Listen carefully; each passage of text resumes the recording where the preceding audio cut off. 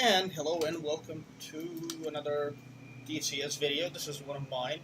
Now this is going to be a bit of a longer one, but I might cut it off in between. So we are here in the AJS 37 Viggen. Now I'm going to try again to use the BK90 capsule bomb dispenser. Yes, bomb capsule dispensers, bomb capsule, yeah, cluster bomb dispenser standoff gliding missile to hit a target. Now I already have a flight plan made for this plane. So at first we're going to start with the actual, takeoff and startup. So I'm going through my quick startup procedure. So I'm going to go put up the electrical power. This is our scramble. I call it the scramble startup procedure.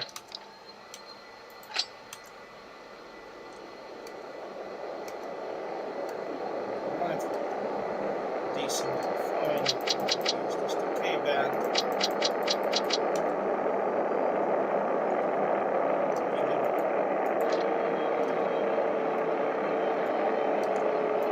Seat safety.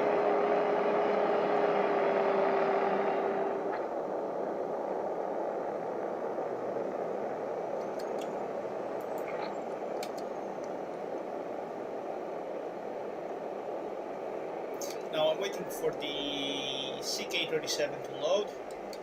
So it has a data cartridge right here that contains the flight plan that I need to load. All the other systems are more or less ready to go. I'm going to activate the IFFs if we do have planes in the area. Alright, this tells us the actual flight number. So I'm going to use the knee board to set up the actual instruments. So takeoff Soch Adler 997.3. We're going to set up the backup altimeter to this altitude 997.3. Okay, this altimeter we know that B6, so B6 is here. It's our target waypoint, so we're going to set a QFE, which is the atmospheric pressure, to the B6 on the primary altimeter, and we're going to ref Lola. So Lola means longitude latitude. This is just a reference for it. So we're going to do 9099. So basically address 9 and code 099, and we're going to press this enter key here. Now this blinking 9 means it's actually reading the data from the cartridge. 000 means it was accepted.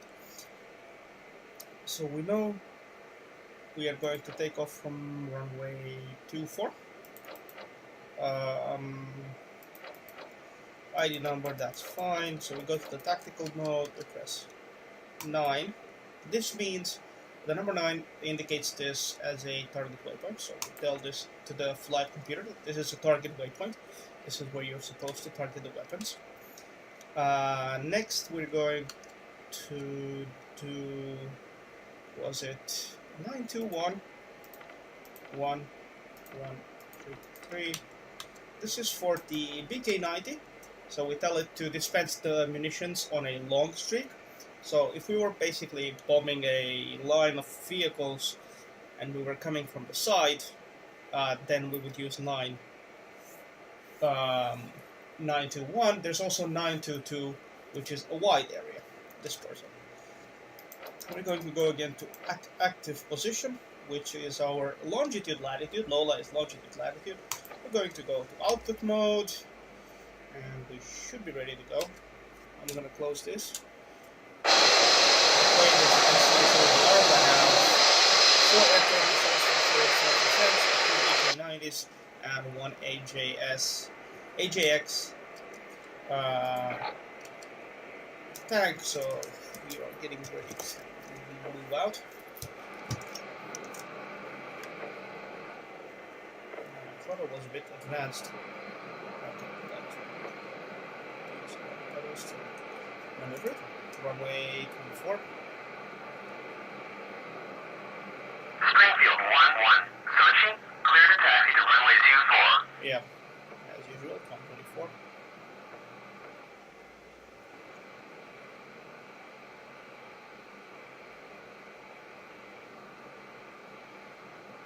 I'm slowly navigating here, so using the throttle to not let the plane go too fast.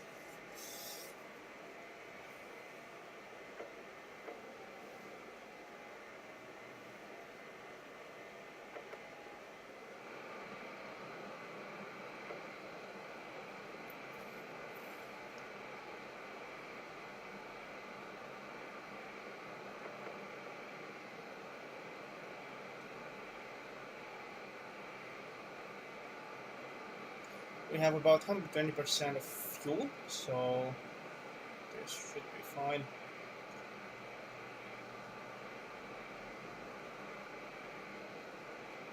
Let's try to taxi.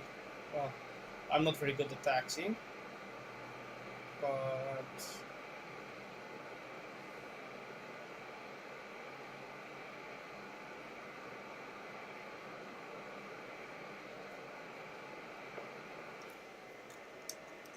I'm gonna use the wheel brake a little bit.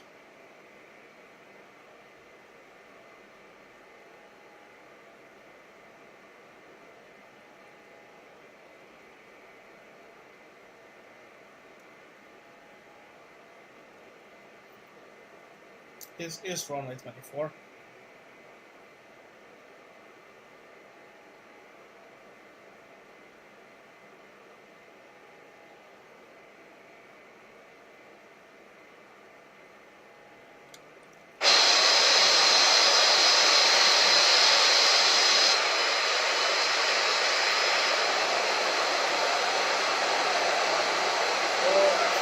This is runway 20. According to this, let's check the airport chart. I have not checked it. So this is 24. Okay, so my mistake. We need to go back.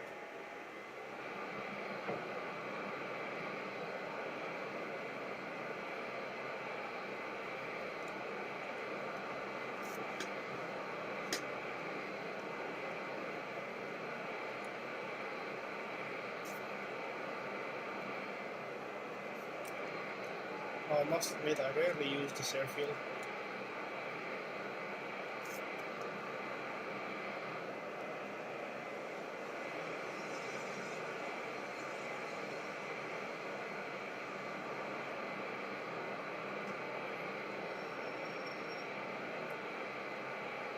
I normally use Kutaisi, and this runway doesn't have a number, however, it seems to be longer.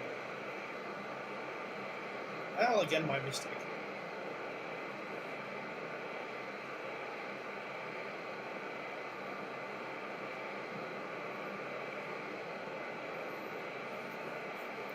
Luckily, we didn't go to nav mode or anything, so we should be just fine.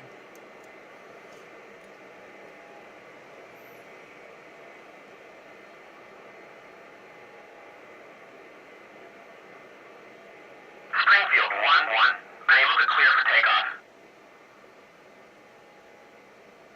Springfield 1-1. Searching. You are cleared for takeoff already. Climb 300 at QFE 29.45. Alright. Next we're going to take this to nav mode.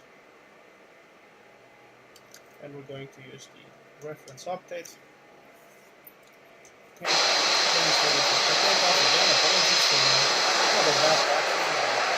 I haven't turned on the lights. Well, they're not really needed, but let's put them on.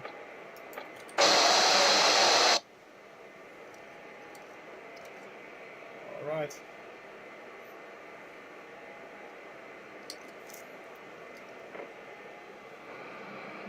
We're going to use the second stage afterburner for takeoff. Okay. Maybe we should not have done that.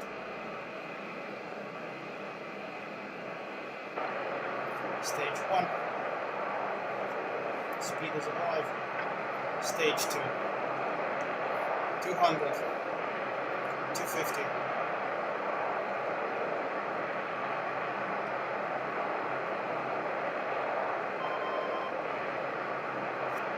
Gear up. Hot glass up. And the follower. indications to the first waypoint.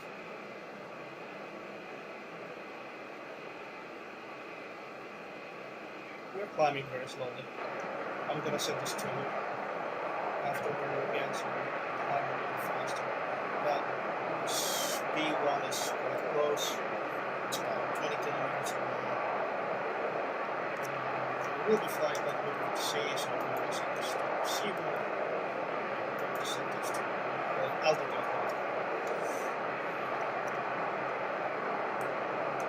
Since I want to get there quite fast, I'm going to try to accelerate.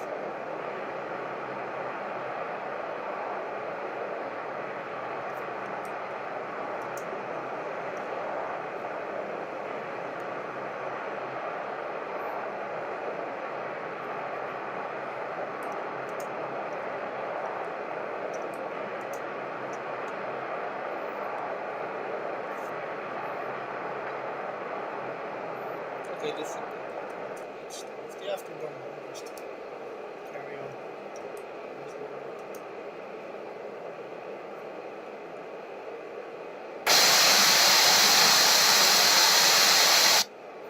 You're going to ask me why am I not flying any higher?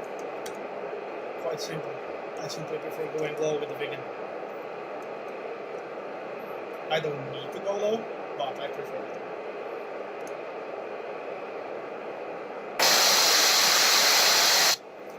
Here we have the radar, so here we can actually detect any seaborne targets and actually dim it out a bit.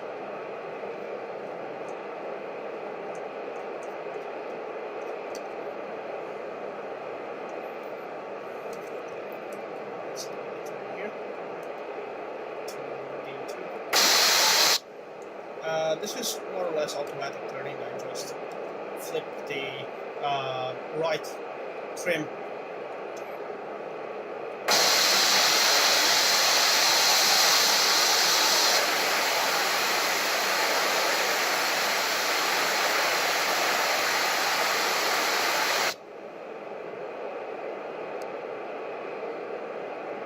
We have about 50 kilometers to the next waypoint. This is quite a long flight, so it's gonna take a while. But please bear with me.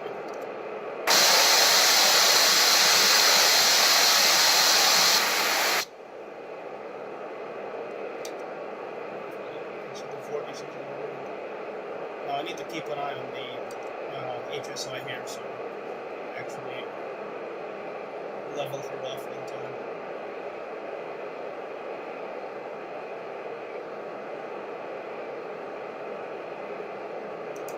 There we go. A bit of course, but it should be just fine.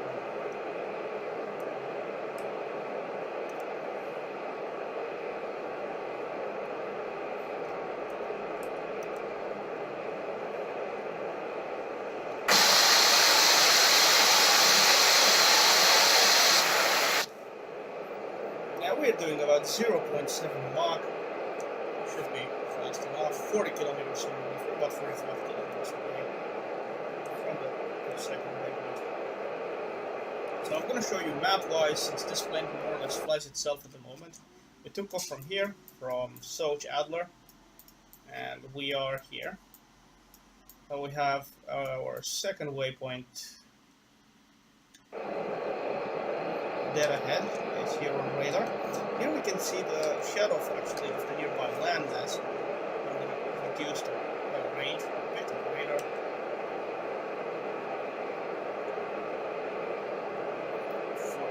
Kilometers.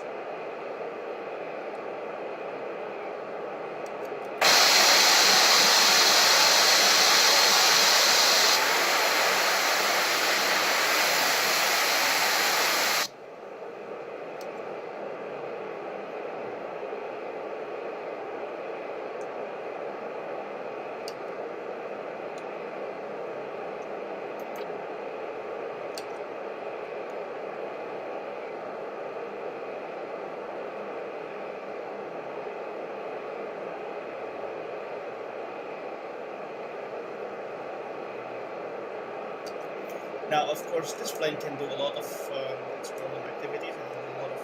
It was an attempt to a multi-role plane, but its interceptor variant was probably a bit more successful in its job. This is not the AJS 37 was not successful, but in the end it became a strike aircraft. Very good strike aircraft at that, but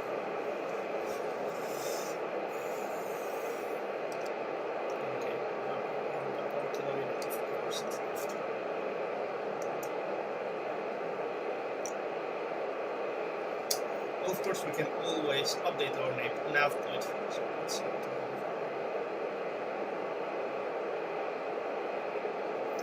Let's put this Banter. Don't see anything anymore. About midway should be fine.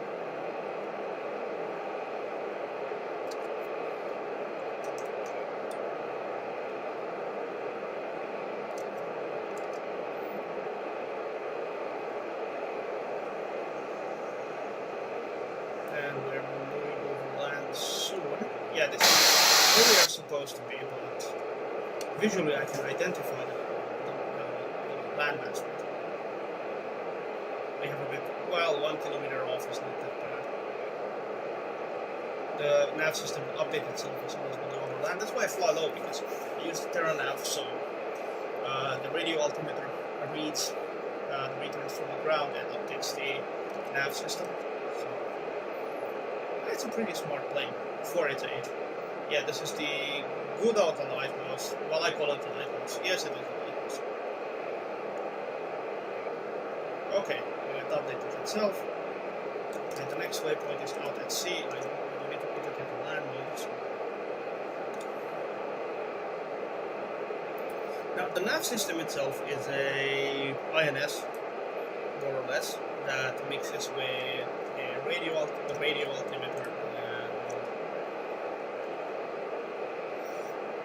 The Terra nav system to basically give you a pretty competent navigation system. So now we have about over 100 kilometers. So you see here the mill. A mill is 10 kilometers. It's a Swedish mile. We have about 102 kilometers.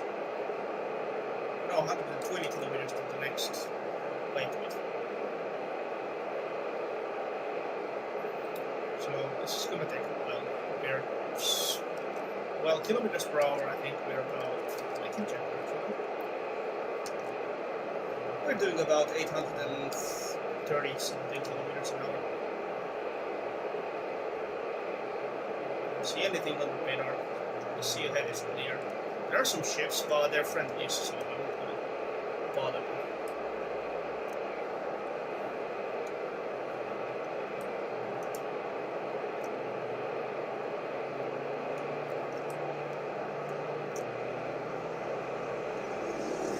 And if something happens, there are a few alternative airfields nearby.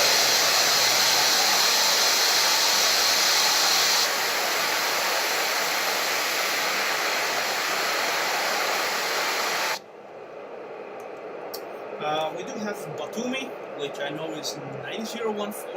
Now, the way the Viggen works, it has airports with certain codes, and they're pre-programmed. So the CK37 computer, when operating an area, receives this data. It's uploaded by the, I guess, people who maintain the airplane, and it knows, based on the coordinates given, where each airport is. So if I were now to go to the computer, update the landing site, I'm going to show you actually practically, I'm not going to do it. So if we look here, we have the computer.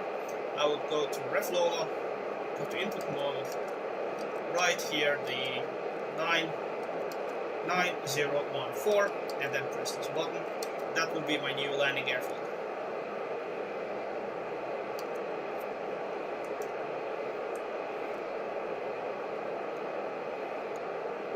It's that simple. So it's a bit, well, primitive, but yeah. On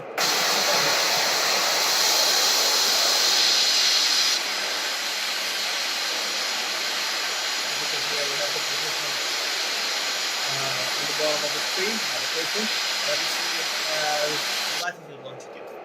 The Viggen operates on the different versions, but the numbers should be about the same. So 40, 48, 40, 53. So we're about in the right spot.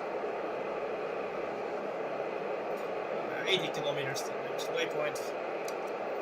This is some sort of a DME, but the way it works, as far as I understood it, it basically calculates distance between waypoints and displays it to the user.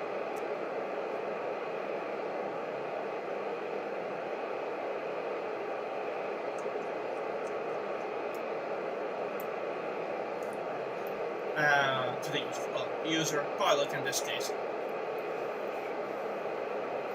And of course we can check, for example, here, check the time.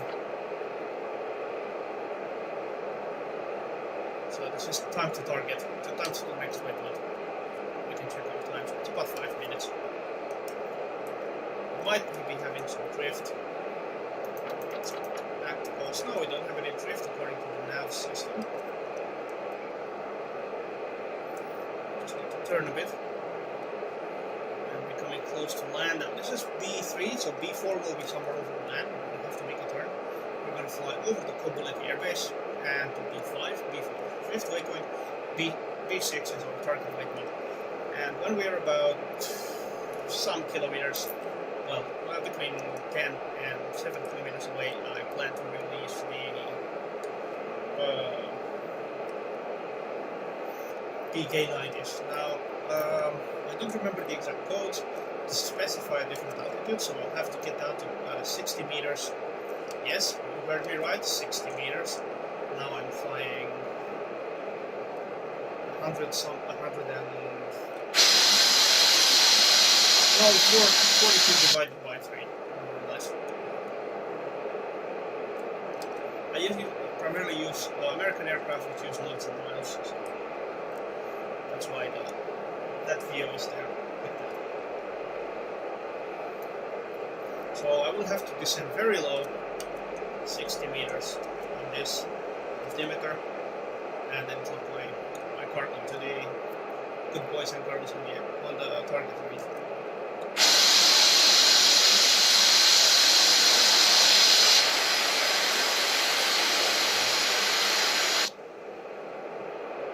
So we have about 50 kilometers from target. Let's check the time.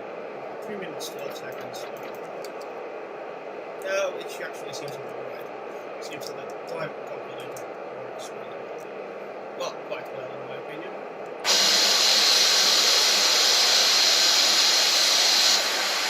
About 480 knots of low level, so we're going in really fast. It's Mach 077.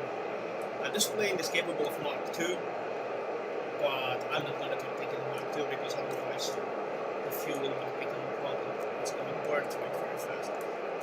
A bit of trivia about the Viggen. It has an engine that was initially built for the 737. That Volvo became this RM8 engine.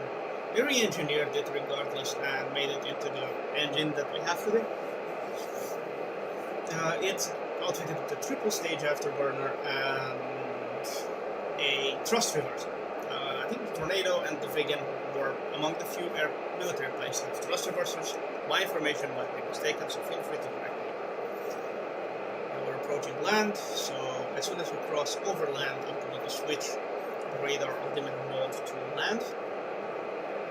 Surprise, surprise. And the radar feedback here will become much more richer with actual feed. So we're about another 1 kilometer drift. As we go low over land, this is going to be updating itself a bit faster with the Terra nav, so we're going to get back on the track. This is the wheel switch that I use to set it to land. It's the Doppler navigation system. About 20 plates away.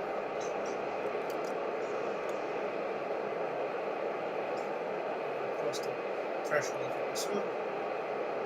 And switch it to left.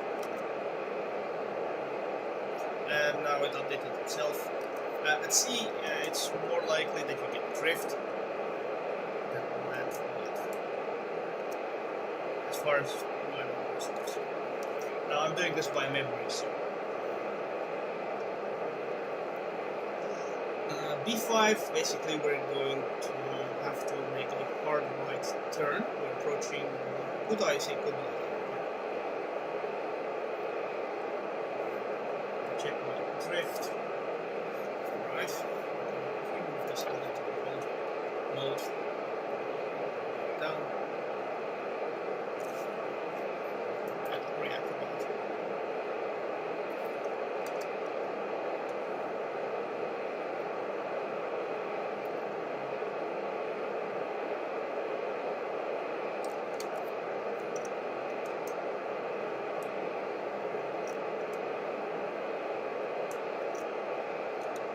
It's not a good practice to change the waypoint, but I did it anyway.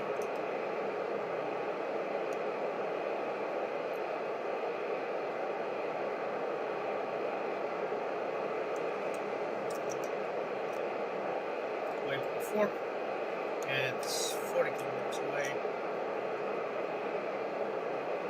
We're gonna have to do some manual flying over these hills.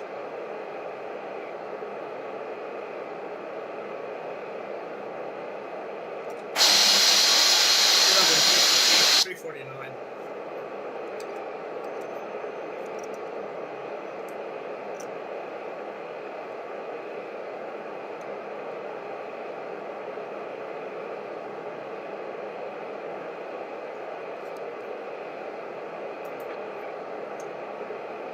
Maintaining the altitude, checking the computer, and now the radio altimeter has seen the hills. The aim is to stay very low. I'm not concerned, that's just a low altitude warning.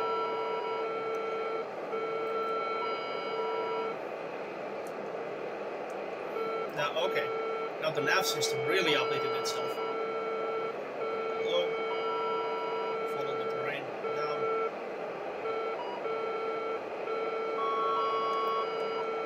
Also, I'm getting feedback from the RWR system, which is I'm being picked up by several friendly radars. It's just search radars, nothing else.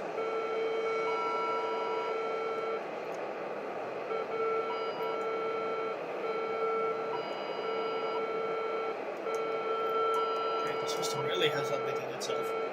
So we are on track. I'm not really worried about these radars because they're friendly. So check my altitude. Yeah, I'm actually at about 60 meters here. Oh, that's about 120 meters altitude. Okay. I'll just fight this manually for now.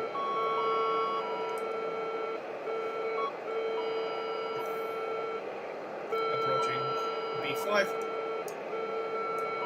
And we are now in the valley between Kobulet and Kutaisi.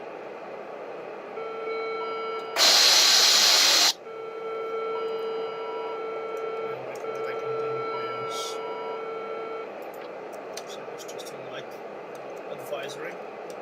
Just flew over the Kobulet here. No, Kutaisi here basically. Turn. Yeah, this is I'm flying. I'm in manual mode now, so.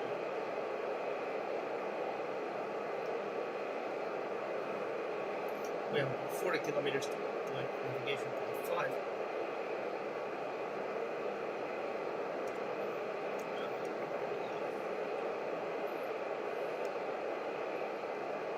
There are a lot of power lines around here, so it's a bit of a concern, but not that much. Let's go along.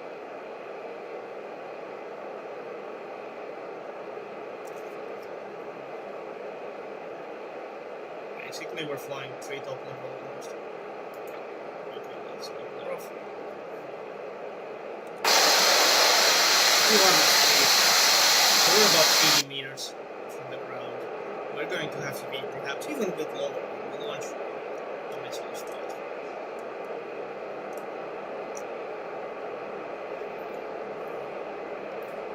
Kilometers this plane flies at every mode. It's that fast.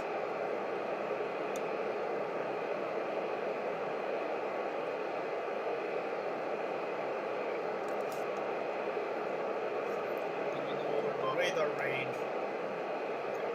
We need to pull that off. Those trees scared me a little bit. We're getting radar warning from radio altimeter. Why I'm using this approach is because I like to, more or less a stealthy approach. I'm going to start configuring the weapons soon.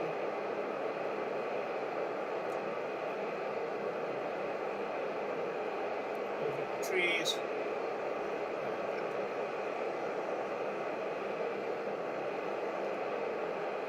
We get a lot of feedback now from the ground. Remove the autopilot.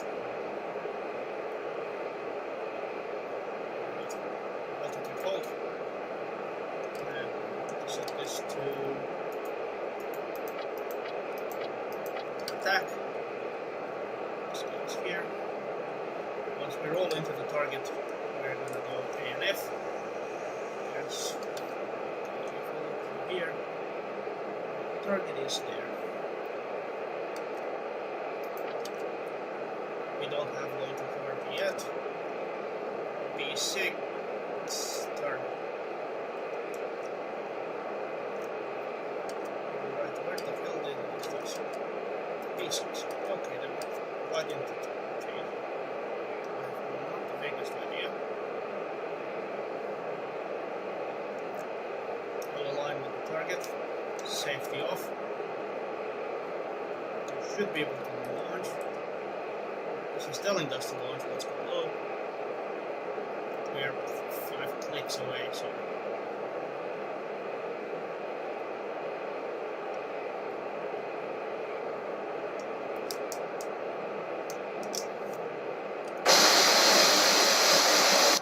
Now we're going to go away.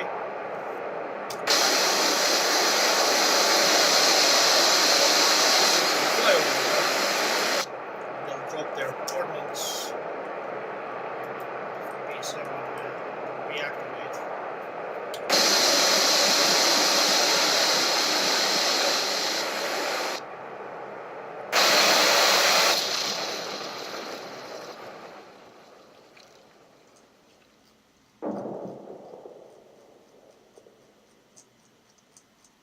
So this was dead on target. And we are transonic. Let's go subsonic again. This was a very close range launch. Safety on again.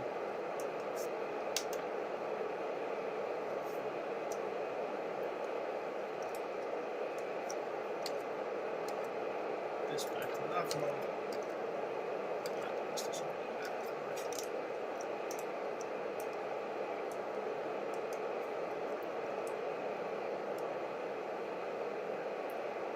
Well, this is close to 200 clicks, so it's going to take a while to fly.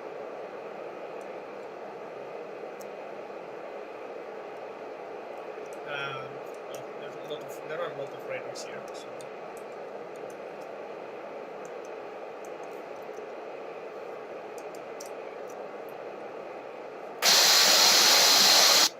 But yeah, that was pretty much the effect of the. We're gonna keep switching ground targets here until we get to the right ones. There are a lot of ground targets in this area. Lots of radar installations.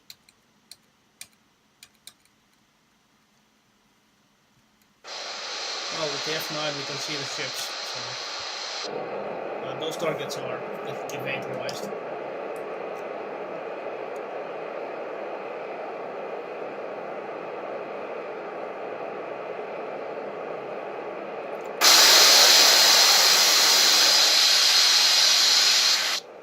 And now, just like sneaky bastards, we're going to sneak away. Not in the dead of night, in plain daylight. Wow, there are some ships heading 210. There they are. And those are the aircraft carriers.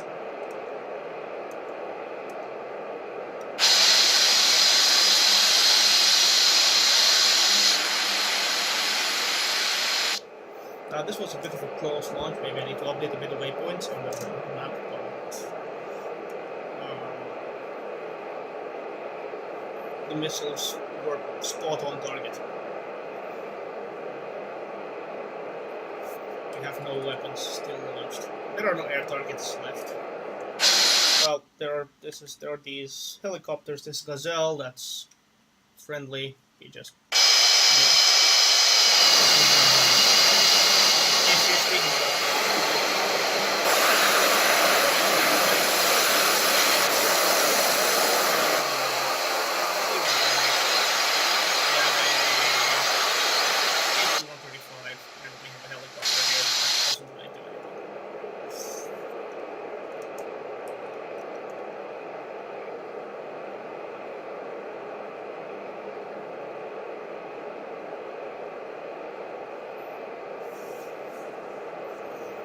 well, this is the return home. Is probably the longest part of the flight. Let's set this to sea mode again. So it updates itself. Let's set the radar to max speed. We're getting closer to 20 kilometers. So, well, yeah, the nav system I said it's an INS. It's 70s style navigation system, but it's fairly efficient. I mean, if this was an American plane, it would probably be the F-111 Aardvark, which also relied on INS and ground following radar, just like this bad girl.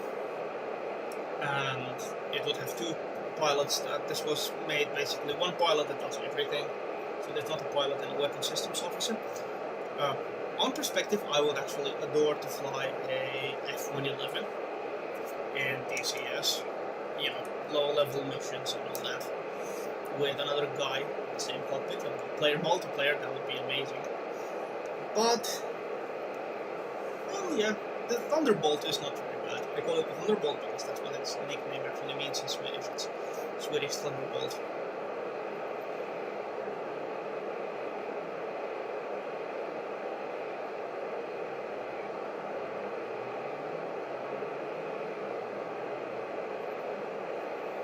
And now it's fairly relaxing flight. We launched our missiles, we didn't take any fire, there were no air defense targets. If there were, of course, we do have a very primitive air-to-air mode in here. It's not the best at it, but we can at least pick up some targets as far as I know, and we have M9Ms, Bs, anyway, Sidewinders. They might be even older variants. So rear aspect heat-seeking missiles that we can release and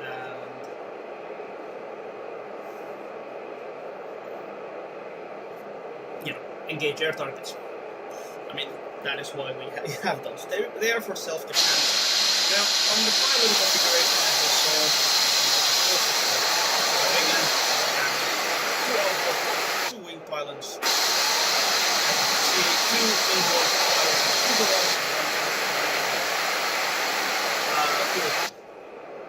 Well, we consumed about close to 50% of fuel capacity of a Viggen. Now this flight was quite long, so it was about a few hundred kilometers from the target area, without hitting the target, and now we're returning home with about, we technically flew this evening, we flew maybe 400 or 500 clicks.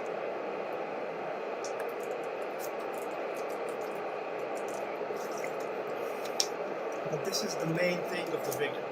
It flies in fast, flies in hard, hits hard, bogs up. This is not meant to stay and loiter.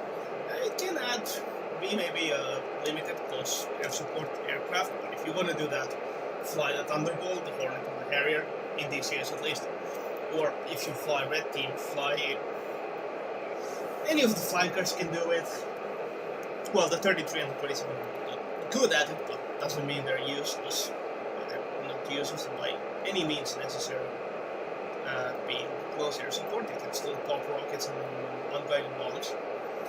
The SU-27 T, however, is a completely different bird. It can do suppression of enemy air defenses, it can do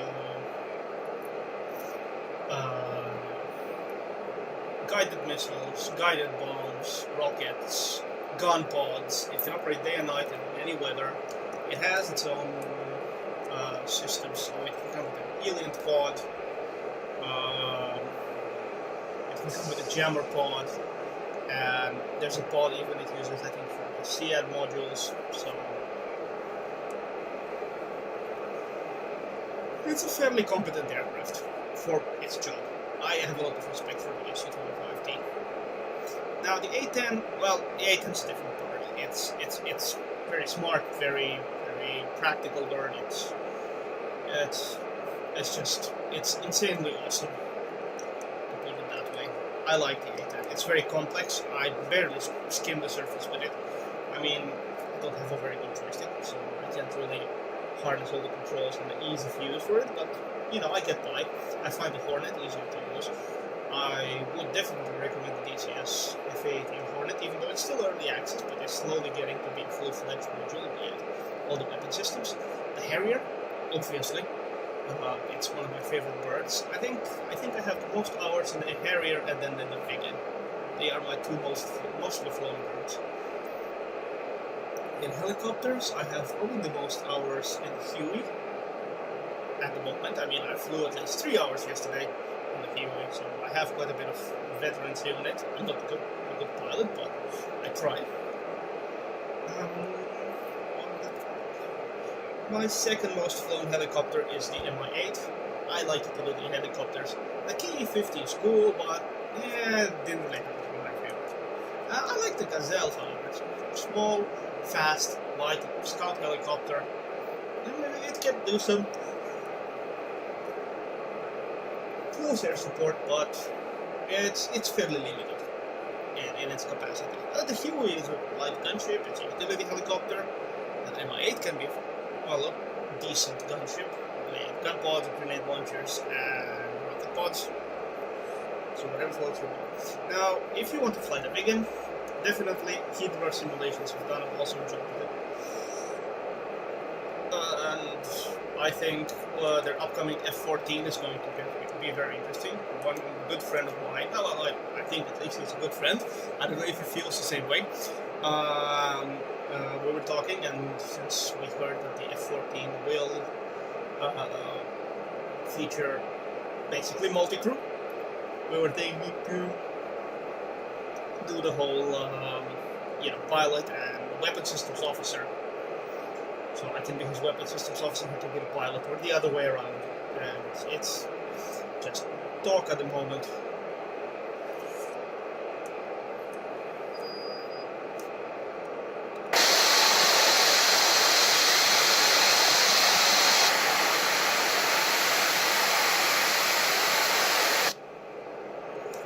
But yeah, we can do that as well.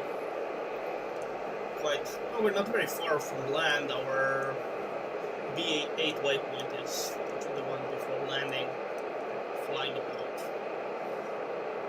280 meters, give or take. So 900 feet, so close to 300 meters anyway. But if you want to fly good strike aircraft, I think the Viggen is an amazing bird to try your strike wings on. And of course I heard comments along the lines that, well, of course the Viggen isn't exactly a new module anymore, but people complaining that Viggen, well, the navigation system is difficult, the numbers are difficult. No, they're not difficult, just have a reference if you don't remember them. I don't remember them, so you know, I don't. So I just usually use the reference and the numbers I remember. So I remember the BK90 as you saw in the beginning, and I remember that you have to, of course, set up your waypoints, but I remember the other features very little about it. Very little of them. So. And of course the QFE, usually this will work if you have a predefined flight plan, which is how I like using the Viggen. And this is how it was meant to be used. So you know what the target is, and you send in the strike package, and you perform whatever you need to do, interdiction, and so on. Effectively, the mission we did was interdiction, so there were some transports at the enemy base. We just went in and gave them really, really bad day. Pretty much. That's what the Viggen does. Shows up, strikes, goes away, boom. Where did it come from? Where did it go? Of course, if you have some air defenses, obviously you'll be able to take it out. But the whole low flying, this is one of the most exciting features I find in this plane. And it's beautiful plane. I mean, it's a double delta. You have these big engine intakes jutting here, little canards. Well, they are canards. We have the wings here. You have a tall tail, good maneuverability. I find it very maneuverable, at least for a strike aircraft. It has the, well, air-to-air mirrors here, but apparently they don't work for some reason, so that's not a problem. My problem at the moment, it has a thrust reversal here, so I haven't used the trim, but you should always use the Viggen. Set the ailerons in the center, but they usually start at the center. Here you can, of course, set up a lot of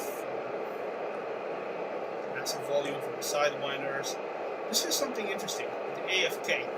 Now, you're not away from keyboard. This is an automatisch fart control. It's one word. So what it does, this is an order flow. It helps you a lot on descent and landing. We're approaching the airport, so we're going to have to turn in soon. This is the airfield we are going to. And what it does is, it's more or less an overhaul that will maintain a certain angle of attack. So in our case, it will maintain an angle of attack to maintain at first to 550 kilometers an hour. When you lower the gear, it calculates and it maintains an angle of attack so you can maintain a solid 250 kilometers an hour. So before landing, of course, we're going to prepare the thrust reverser, and as soon as, well, we're not very far from the B9 waypoint, so we're going on B8 now. At B8, we're going to do the B9, which is basically our L point, sorry. So that's our goal. L-Mal, let's try to pronounce it at least right in Swedish. And then we'll basically going to land. Now, if we're going to do the right shift K, we're going to check this. We're going to sort others, so at least let's set our ILS to the right frequency.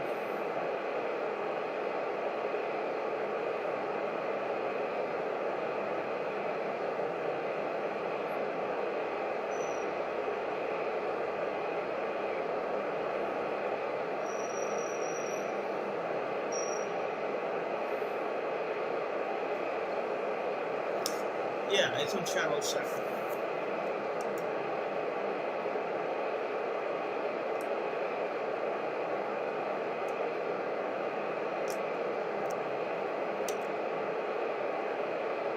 And I'm turning into the airfield.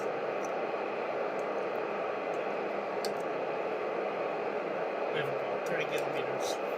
We're going to activate the automatic flight control.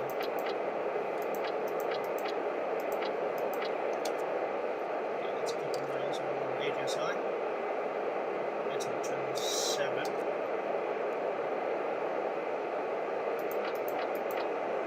I'm going to set this on nav landing mode, so we're using the ILS. Let's close the kneeboard.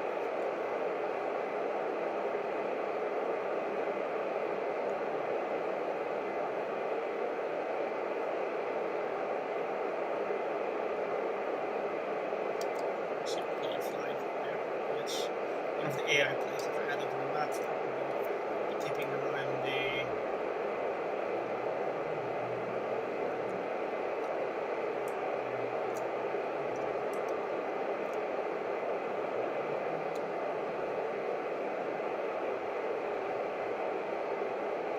so let's check our position. We're a bit yeah, we're a bit off course, but it's fine.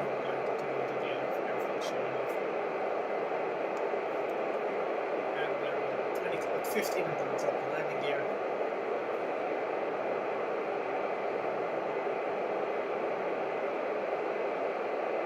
I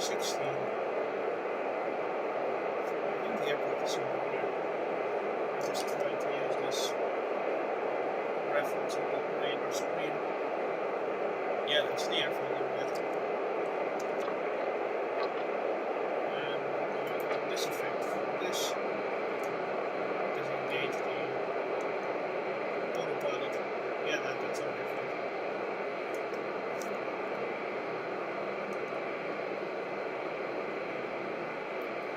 Normally this would be a circle here, and you have to fly the circle. There's a whole diagram in the Viggen manual telling you how to actually land using DCS system. It's quite complex, but I think it's a very well set up system. Set up decent parameters here. Yeah, this is our airfield. Let me try to keep this on a different 10 degrees. On speed, I think.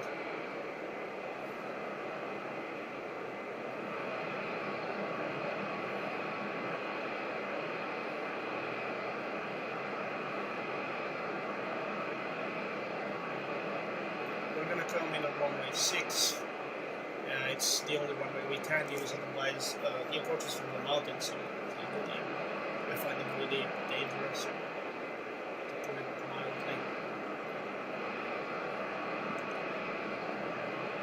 Yeah, that's our airfield.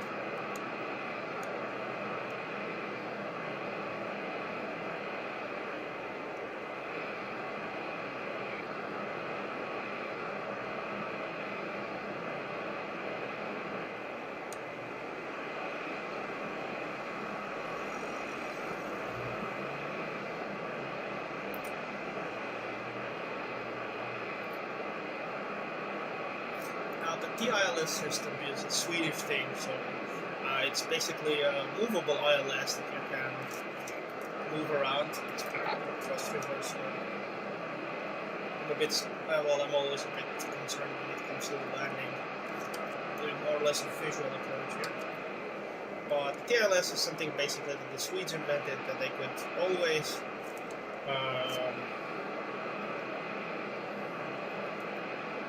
move it around in case of the improvised runways that were so common in the Swedish defense doctrine during the Cold War.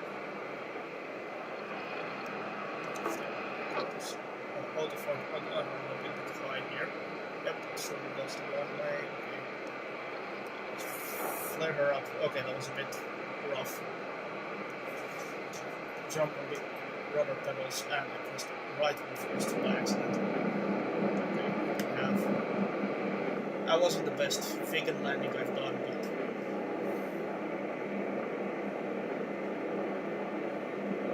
let's hope the plane is in more or less flying pace. Springfield 1-1, taxi parking area. Okay, the plane seems to be one place. Now the plane itself is quite tough. It was made to actually land on roadside runways. It's the BDR system, the standby system. Let's take the plane off. We need a radar.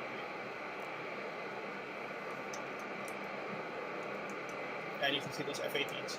This is up, right airfield. It is up. I mean, I knew it was the right airfield.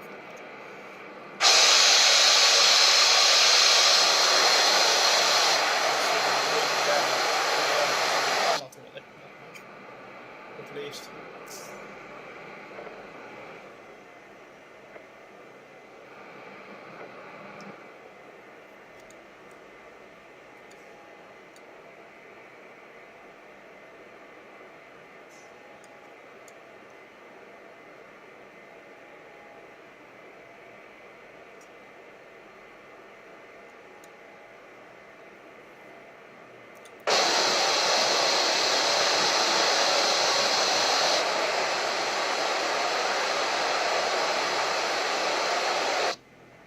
There's no air traffic. I'm just gonna go here, follow this line, and then take a look at the roadway on the far side of this or parking area to take the plane to the ramp.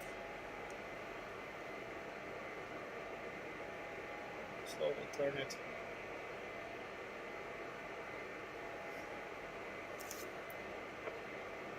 I don't really need the stick here anymore. I'm just using the pedals and the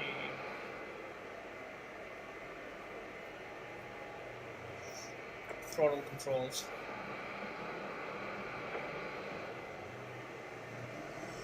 Right here.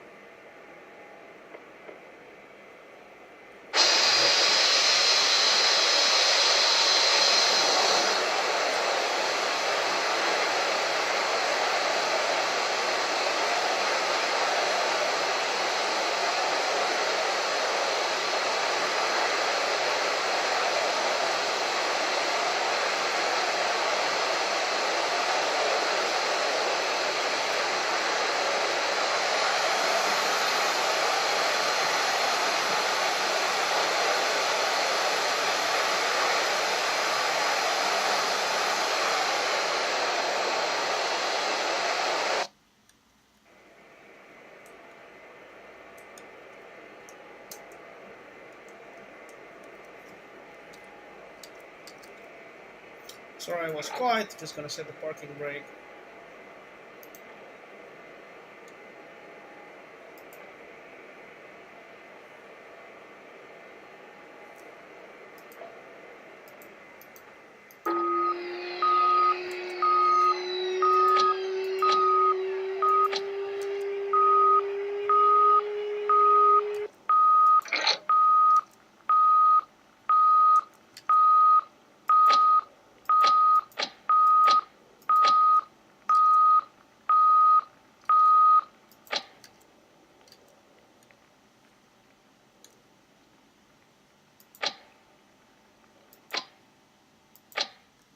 And there we go. We are back, and we're gonna remove this data cartridge as well, since we are back at the airfield.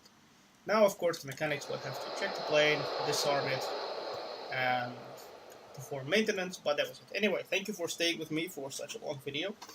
This was the AJS 37, and finally I managed to make those BK-90s deliver their lethal payload. So you can't really see the buildings, but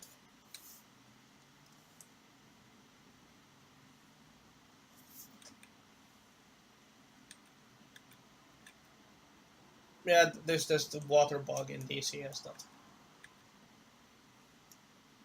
This is our airfield, so we can actually take a look around the map.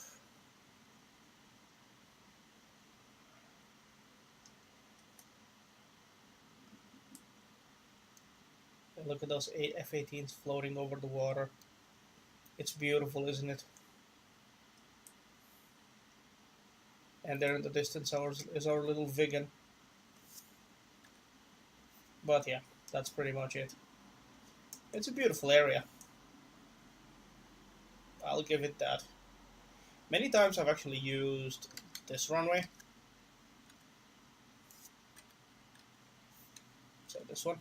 When I came in now I used this one, but apparently for takeoff they prefer using runway 24. So yeah, I understand why. I mean, both of them go out to sea, but this one is not numbered. And we can actually zoom in if we want to. There are some, well,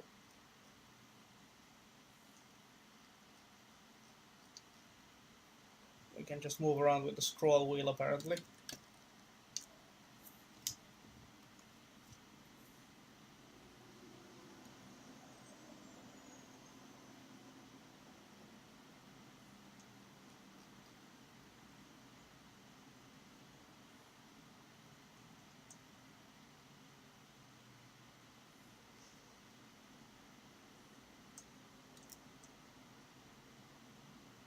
See, this F-18's here. It has all the safety lines installed and so on. I mean, it's pretty cool. This is just a static object. This doesn't do anything.